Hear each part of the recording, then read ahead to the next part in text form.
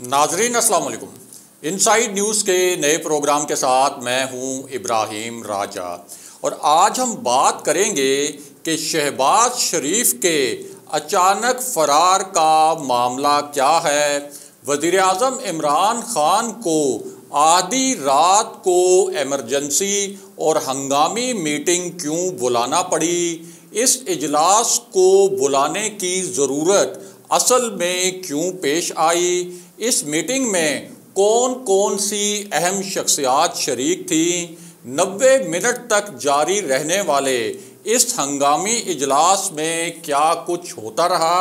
और इसी इजलास में वज़ीर आज़म इमरान ख़ान ने किस अहम शख्सियत से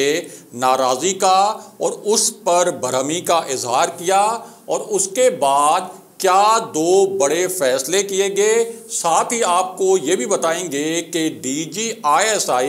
जनरल फैज़ हमीद ने क्या बड़ा कदम उठाया है। हमारे जिन दोस्तों ने अब तक हमारे चैनल को सब्सक्राइब नहीं किया उनसे हम कहेंगे कि हमारे चैनल को सब्सक्राइब कर लें ताकि उन्हें अहम मालूमात बर वक्त मिलती रहें। अब वापस आते हैं आज के मौजू पर, यानी वज़ीर आज़म इमरान ख़ान को आधी रात को एक हंगामी मीटिंग क्यों बुलाना पड़ी और इस हाई प्रोफाइल इजलास में क्या कुछ होता रहा जो 90 मिनट से ज़ायद तक जारी रहा। सबसे पहले आपको इस पूरी सूरत हाल के मुतल्लिक एक दिलचस्प वाक़या सुनाते हैं जिससे आपको पता चलेगा कि बिहाइंड द सीन्स किस नौइयत की फ़िल्म चल रही थी। तो मामला ये है कि वज़ीर आज़म ऑफिस से जो तहरीके इंसाफ के अरकाने कौमी असम्बली हैं उन्हें एक पैगाम पहुंचाया गया और साथ ही यही पैगाम तहरीके इंसाफ की जो इत्तेहादी जमातें हैं उन्हें भी पहुंचाया गया। और ये जो तमाम अरकाने कौमी असम्बली हैं इन्हें कहा गया कि ये वज़ीर आज़म हाउस पहुँचें। अब जिस वक्त इन्हें वज़ीर आज़म हाउस में बुलाया गया तो ये एक ऑकवर्ड सी टाइमिंग थी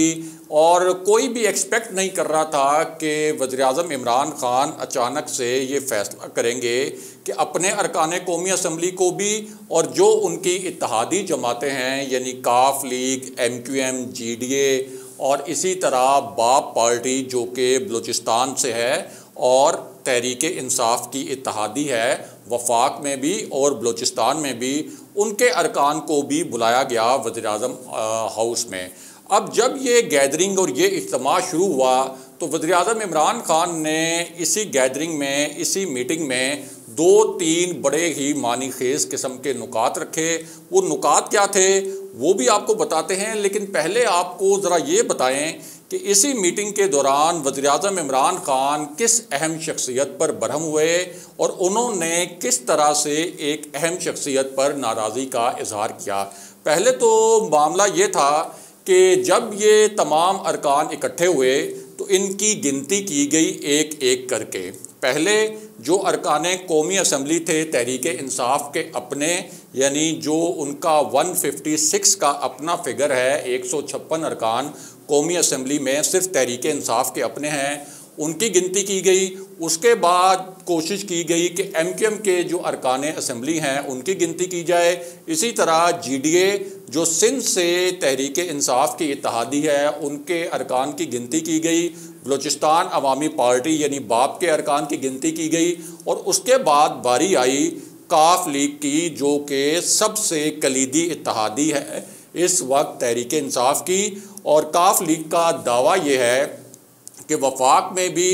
काफ लीग की वजह से ही वज़ीर आज़म इमरान ख़ान की वज़ारत उज़्मा और तहरीक इंसाफ की हुकूमत कायम है और पंजाब में जो उस्मान बुज़दार की वज़ारत आला है और तहरीक इंसाफ की हुकूमत है वो काफ लीग की वजह से ही कायम है। और अगर एक आप इसका मारूज़ी तज्ज़िया करें और सियासी तज्ज़िया करें तो हकीकत भी ये है कि काफ लीग अगर छोड़ दे तहरीक इंसाफ का ये जो अलाइंस है हुकूमती, तो फिर हुकूमत का कायम रहना ख़ासा मुश्किल हो जाएगा और हुकूमत के लिए बड़ी मुश्किलात पैदा हो सकती हैं। अब इस पूरी सूरत हाल में जब काफ लीग के अरकान की गिनती की गई तो पता चला कि काफ लीग के जो एक बहुत अहम वज़ीर हैं, बड़े वोकल भी हैं, बड़े दबंग अंदाज में टीवी पर बोलते भी हैं, वो मिसिंग हैं और वो मौजूद नहीं थे इस गैदरिंग में। इस पर वज़ीर-ए-आज़म इमरान खान ने पूछा कि ये वज़ीर साहब जो हैं ये क्यों मिसिंग हैं, क्यों आज फिर ये गायब हैं। और इससे पहले जो वफाकी काबीना का इजलास हुआ था, बजट जिस दिन पेश होना था उस दिन भी ये वज़ीर साहब गायब हो गए थे और शायद उस वक्त भी ये मैसेज देने की कोशिश की गई थी कि हमारे कुछ मुतालबात हैं और हमारे जो तहफ़्फ़ुज़ात हैं ये तहफ़्फ़ुज़ात अगर दूर ना किए गए, हमारे जो मुतालबात हैं ये पूरे ना किए गए तो फिर हम कोई बजट जो है वो पास नहीं होने देंगे। और इस तरह का भी तासुर दिया गया आसिफ अली जरदारी साहब से, चौधरी परवेज़ इलाही ने जो मुलाकात की कि हमारे पास कुछ ऑप्शंस भी खुले हुए हैं। अब ये जो वज़ीर हैं काफ लीग के तारिक बशीर चीमा साहब, ना तो ये उस वक्त वफाकी काबीना के इजलास में आए थे यानी जब बजट पेश होना था, और जिस वक्त वज़ीर-ए-आज़म इमरान खान ने इनको एक इशाइये पर बुलाया जो कि अरकान कौमी असम्बली और तहरीक इंसाफ के इत्तेहादी अरकान के एजाज़ में दिया गया था, वहाँ भी मौजूद नहीं थे। तो प्राइम मिनिस्टर ने पूछा कि इनका असल में मसला क्या है,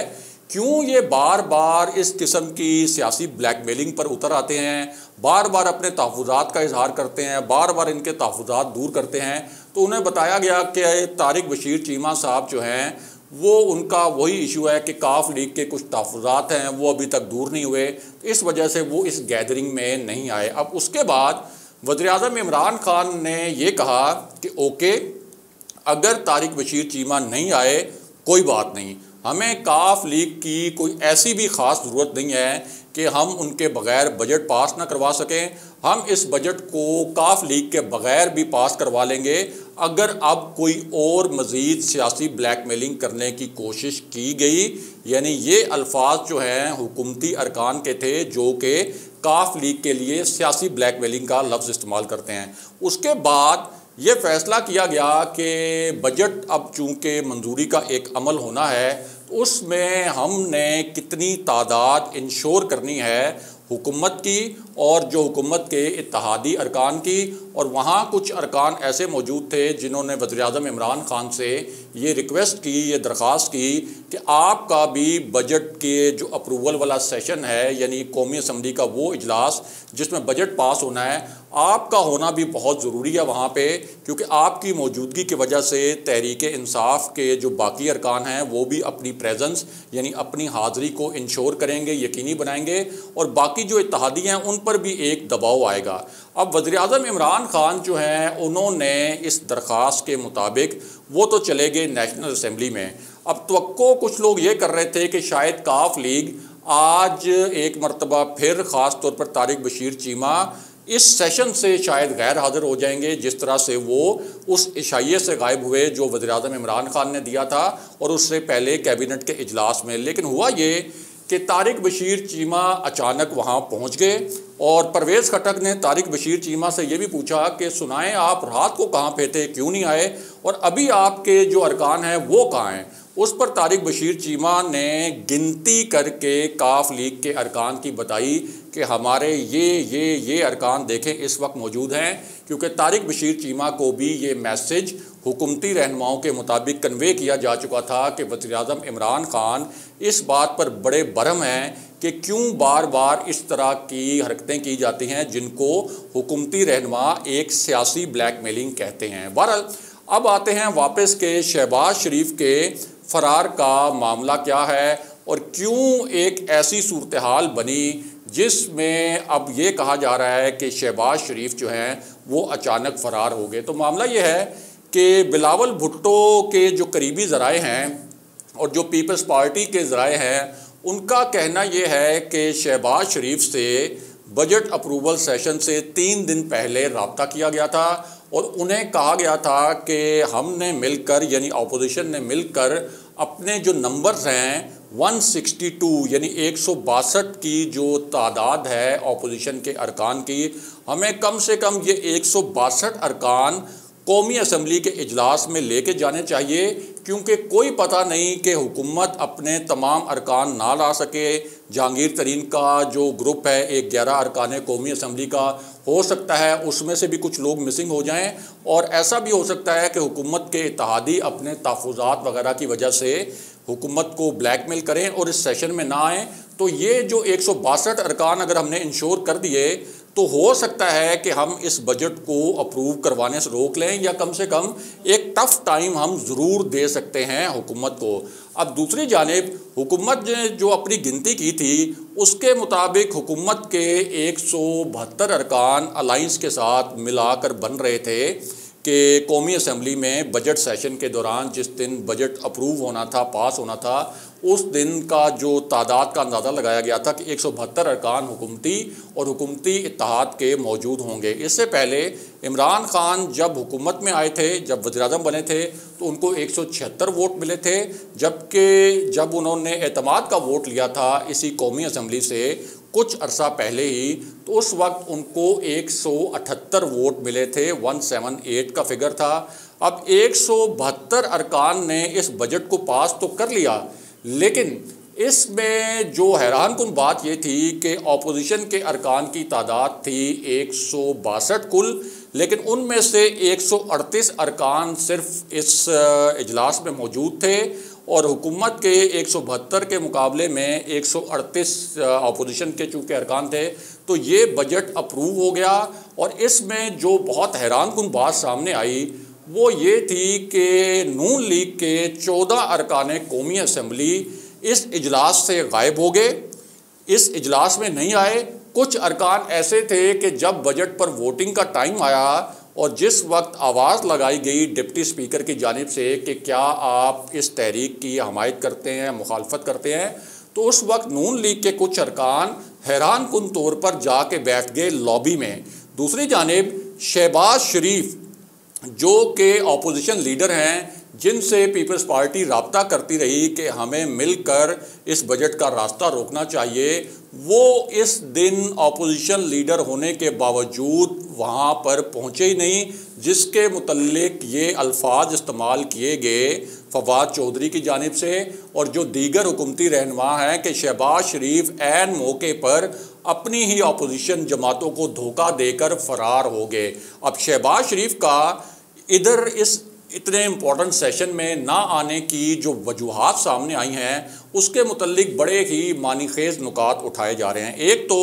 14 अरकान सिर्फ मुस्लिम लीग नून के नहीं आए, अगर शहबाज शरीफ को कोई मजबूरी हो भी गई थी तो वो बाकी अपने अरकान असम्बली जो नून लीग के हैं उनकी प्रेजेंस, उनकी हाज़िरी तो यकीनी बना सकते थे, लेकिन उन्होंने इस हाज़िरी को यकीनी बनाना भी मुनासिब नहीं समझा। बिलावल भुट्टो के पैगामात पर कोई जवाब भी नहीं दिया और बिलावल भुट्टो ने बाहर निकल कर जो मीडिया टॉक की उसमें उन्होंने बहुत ही तनकीद की शहबाज शरीफ पर और ये कहा कि अगर वो अपोजिशन लीडर हैं तो इससे ज़्यादा अहम मौका क्या हो सकता था कि जहां अपोजिशन ने खुद को